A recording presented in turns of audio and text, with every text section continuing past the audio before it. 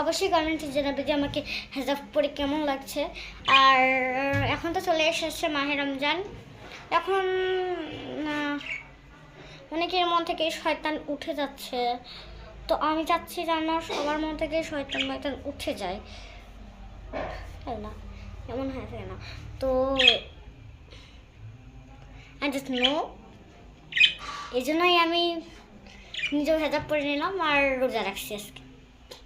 মানে 30টা রোজায় আমি রাখতে চাই, আজকে রোজা আসি।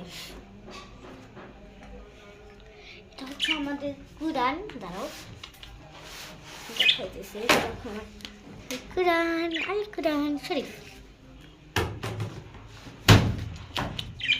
এটা আমার কোরআন, ওটাই আমি পড়ি মাঝে মধ্যে। দাঁড়াও আমি পাখিগুলোর মুখ দেখাই। বাই বাই বল, দুজনে বাই বাই বল। ওরা রাগ করছে, ওরা বাই বাই বল। ওটা রাগ করছে, ওরা বাই বাই বলবে না। এলাম আইলাম ভেবা পরে আমি আসতেছি,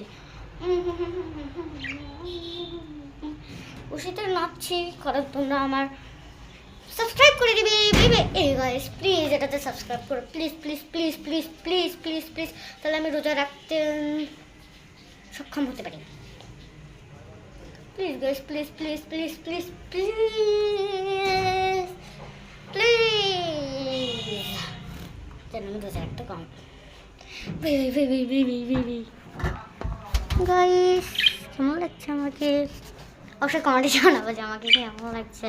দেন নো গাইস বোরখা পরে আসতে দাও, দেন নো গাইস বোরখা পরে আসতে দাও।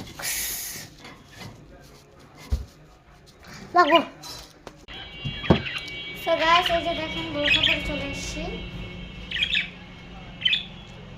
আমার বোরখা পরে কেমন দেখতে লাগছে অবশ্যই বলবেন। তা আসলে বোরখা, এই যে বোরখা। সো